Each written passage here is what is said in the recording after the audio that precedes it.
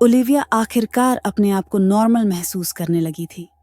अपनी छोटी बहन एमिली की दुखद मौत के 2 साल बाद जिंदगी धीरे धीरे वापस से ठीक हो रही थी, लेकिन दुख का एहसास अब भी था। वह अपने काम पर लौट रही थी, दोस्तों से फिर से मिल रही थी और एमिली के आखिरी दिनों की भयावह यादों को पीछे छोड़ने की कोशिश कर रही थी।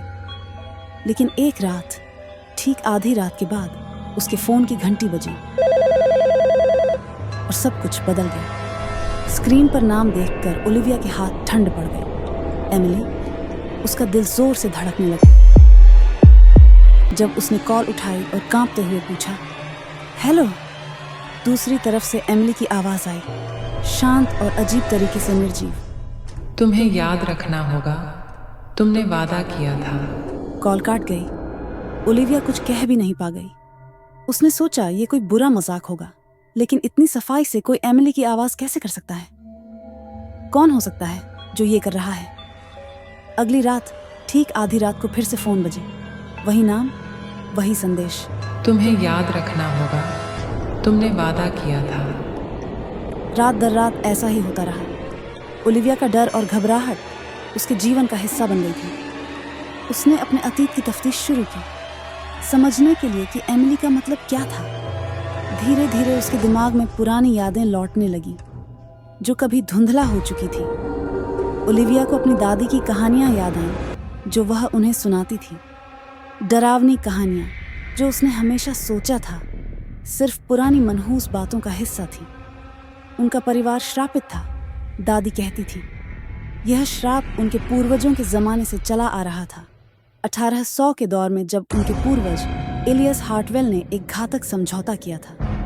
एलियस की पत्नी भारी बीमारी से जूझ रही थी और एलियस ने एक रहस्यपूर्ण व्यक्ति से मदद मांगी थी, जिसे रेवन मैन के नाम से जाना जाता था। उस व्यक्ति ने एलियस की पत्नी को बचाने का वादा किया, लेकिन बदले में एक भारी कीमत मांगी, ऐसा कुछ जो एलियस के जीवन से आगे तक चलेगा। पत्नी तो ठीक हो गई थी, लेकिन उसके बाद से परिवार पर मुसीबत आने लगी। एलियस का सबसे बड़ा बेटा अजीब हालात में जवानी के 21वें साल में मर गया। तब से हर पीढ़ी में एक व्यक्ति अपने 22वें जन्मदिन के पहले ही मर जाता था। यही श्राप था जो उनके खून में छिपा था, एक जीवन को लेने के लिए हर नई पीढ़ी में वापस आता। बचपन में ओलिविया और एमिली इस श्राप के बारे में रात को धीरे से बातें करती थीं। दोनों ने एक गुप्त वादा किया था कि अगर कभी किसी एक को निशाना बनाया गया तो दूसरा बहन उसे बचाने के लिए सब कुछ करेगा। यह एक बचपना वादा था जो कभी सच नहीं माना गया, जब तक एमिली ने अजीब हरकतें करना शुरू नहीं किया। 2 साल पहले एमिली अलग लगने लगी थी। वह अपने परिवार के इतिहास को खोजने में जुट गई थी। पुरानी चिट्ठियां, जर्नल्स और कुछ भी जो उसके आसपास के अंधकार का मतलब समझा सके।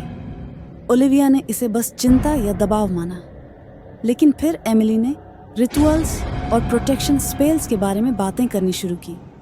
घर के आसपास चार्म्स छिपाने लगी और दीवारों पर अजीब सिंबल्स बनाने लगी। एमिली की मौत से 1 हफ्ता पहले उसने लगभग अपनी किस्मत स्वीकार कर ली थी। उस दिन उसने ओलिविया से कहा, अंधेरा आ रहा है, एक ऐसे तरीके से जो ओलिविया को डरा गया था। मौत के दिन एमिली ने ओलिविया को फोन किया था, घबराहट और डर भरी आवाज में।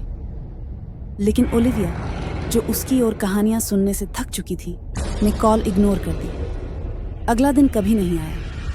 एमिली अपने कमरे में मरी हुई पाई गई थी। मौत का कारण अनप्लान्ड कार्डियक अरेस्ट बताया गया, लेकिन जो सच जानते थे उनके लिए निशान साफ थे। उसके बिस्तर के आसपास एक सॉल्ट का चक्र था, एक आईना जो काले कपड़े से ढका था और परिवार की पुरानी रिचुअल बुक उसके बगल में खुली हुई थी। एमिली ने एक बाइंडिंग रिचुअल की कोशिश की थी, एक पुराना जादू जो कुछ समय के लिए श्राप को रोक सकता था।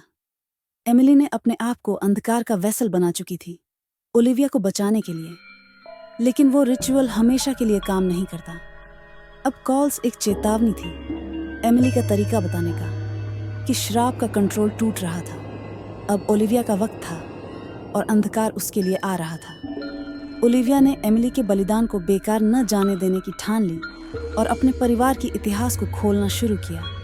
उसने श्राप का असली सच समझा, रिचुअल के डिटेल्स को समझा और एक डरावना सच पाया। श्राप से कोई पूरी तरह नहीं बच सकता था। बस एक तरीका था, उसे थोड़ा देर करने का, किसी और पर अंधकार को थोपकर। आधी रात को ओलिविया ने रिचुअल के टूल्स, टैलिस्मैन्स और पुरानी रिचुअल बुक इकट्ठा की।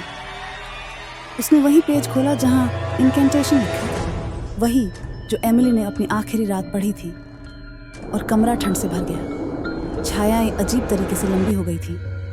ओलिविया ने इनकेंटेशन को धीरे से पढ़ते हुए बोला, लेकिन कोई फायदा नहीं। अंधकार वहां पहले से था, उसके आसपास लिपटा हुआ जैसे एक घुटन भरी चादर। उसने ठंडे हाथों को महसूस किया जो उसे एक ऐसे खाई की तरफ खींच रहे थे जहां से वापस आना नामुमकिन था। सब कुछ खत्म होने के ठीक पहले उसने एमिली की आवाज एक आखिरी बार सुनी, धीरे और दुख भरी। I am sorry Olivia. मैंने कोशिश की। कमरा एकदम से चुप हो गया। फोन जमीन पर पड़ा था, स्क्रीन टूटी हुई थी और एक फाइनल मिस्ड कॉल दिख रही थी। एमिली की कॉल, जो इस बार देर से आई थी। उम्मीद है दोस्तों, आपको यह कहानी पसंद आई होगी। अगली बार फिर मिलेंगे एक नई कहानी के साथ।